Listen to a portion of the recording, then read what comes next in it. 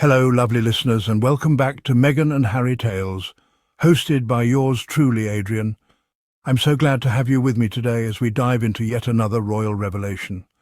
If you're new here, make sure to grab a cup of tea, get cozy, and hit that subscribe button, because we don't just spill the tea, we serve it piping hot, with truth, perspective, and a pinch of sass. All right, let's get into it.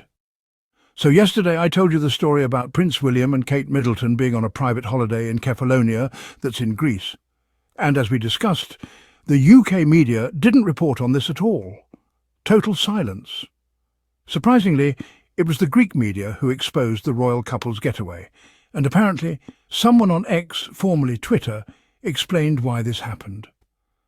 According to that person, back in March, after the ski holiday story broke, British media outlets with access to the royal rota were sent stiffly worded legal letters telling them not to publish any stories about William and his family's overseas holidays. The reason?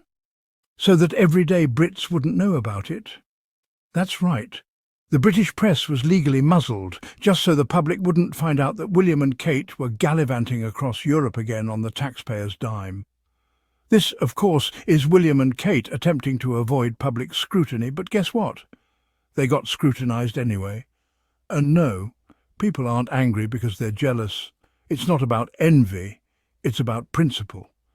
This is reportedly their 6th holiday this year, and remember they're using taxpayer money, not their private income. So who wouldn't be upset? Again, it's not just about the vacation. It's about the hypocrisy. They don't want to work, but they sure love a luxury getaway.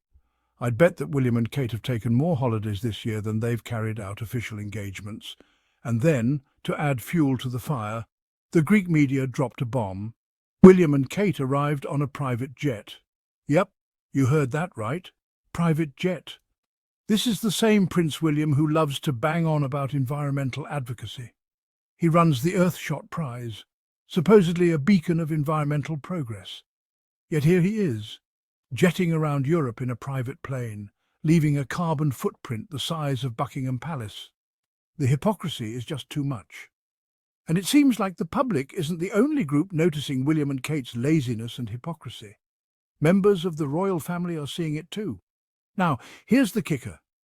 People magazine recently published a piece titled "Prince William Annoys Princess Anne by Skipping This Royal Duty." Yes, Princess Anne, who is known far and wide for her dedication to the crown, is apparently not too thrilled with her nephew's reluctance to pull his royal weight. Let me read a bit from the piece. It says, Prince William reportedly annoys his aunt Princess Anne when it comes to a shared royal duty. This profile was published by the Sunday Times as part of a lead-up to Anne's 75th birthday. According to a source, Princess Anne has been the hardest-working royal since 2021 by count of official engagements. She's known for her tireless dedication, and yet William can't be bothered. It also noted that Princess Anne would support William as monarch if she's still working when he takes the throne. That's a polite way of saying, you better step up, nephew. Now, here's where it gets even more telling. The Times article says, several sources close to Princess Anne note that she would like to see her nephew take on more bread-and-butter royal engagements in his rotation.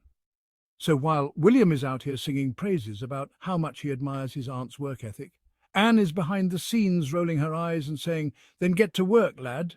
Honestly, it's almost comedic. William claims to be inspired by her, yet he doesn't actually act on that admiration. He prefers to stay cosy in admiration from a distance, while Anne picks up the slack. And then comes this juicy bit. She's still doing most of the investitures at Windsor, even though William lives there. It annoys her. Excuse me? William lives at Windsor and still doesn't do the investitures? The nerve. And remember, this is People magazine we're talking about, not some random gossip blog. When a publication like that publishes this kind of tea, you know it's been vetted, which tells me there's definitely smoke and probably a raging fire in that royal household. So, let's recap. Princess Anne is doing William's duties. She's nearly 75, and she's still running circles around the 42-year-old future king and his wife. Meanwhile, William and Kate are off sipping cocktails in Greece, hopping on private jets and dodging any semblance of actual responsibility. Investitures, by the way, are ceremonies where members of the royal family present medals and honours to people recognised on the official honours list. It's a pretty big deal, especially for those being honoured. Yet William is nowhere to be found. And Princess Anne?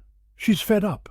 Not just with William, but probably with Kate too. She's likely thinking, when William becomes king, will I still be the one holding up this monarchy? Honestly, I wouldn't blame her if she is. Princess Anne, despite her age, is still grinding away like she's 30. Meanwhile, the golden royal couple are acting like full-time influencers, with royal titles more interested in luxury and optics than duty. And here's the real kicker. This isn't just a Princess Anne versus William situation. There seems to be broader tension brewing in the palace. Let's not forget, recently Prince Harry and King Charles's aides were reportedly seen having peace talks.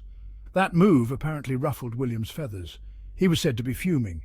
And guess what happened next? Leaks, reports, negative press, all signs point to William lashing out or being lashed out against. My theory? King Charles may have been the one who leaked the story about William and Kate's Greek vacation and their private jet. Why? To take William down a notch?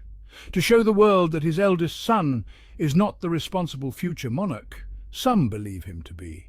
And if that's true, oh, the palace drama is getting deliciously intense. Let's rewind a bit more. Remember in 2023, Princess Anne gave an interview to CBC News. She was asked about the slimmed-down monarchy model that Charles proposed. She responded, "I think the slimmed down was said in a day when there were a few more people around. It doesn't sound like a good idea from where I'm standing. I'm not quite sure what else we can do." Translation. She saw this mess coming. She knew that without Harry, Meghan and other working royals, the burden would fall on a few, mostly herself, and the lazy heirs wouldn't step up. Now here we are. William is dodging work. Kate is constantly MIA. And Anne, nearly 75, is still carrying the royal torch. It's ridiculous. And now, with reports like this emerging in mainstream publications, it's clear that the royal rift isn't just between the Sussexes and the rest of the family. There's serious infighting within the palace walls, and William might just be on the losing side. Anne sees Meghan and Harry's work ethic. She sees their drive. And I wouldn't be surprised if, deep down, she misses what they brought to the table. But of course it's far too late now, isn't it? So, what do you think, dear listeners? Is Princess Anne finally saying what we've all been thinking about William and Kate? Has King Charles started using the press to humble his heir? And is the slimmed-down monarchy already crumbling under the weight of royal laziness? Let me know your thoughts in the comments. I'd love to hear from you. And don't forget to like, share and subscribe to Meghan and Harry Tales, where we cut through the palace fog and serve you the truth, one royal story at a time. Until next time, take care of yourselves, and remember, truth will always outshine the crown. Goodbye for now.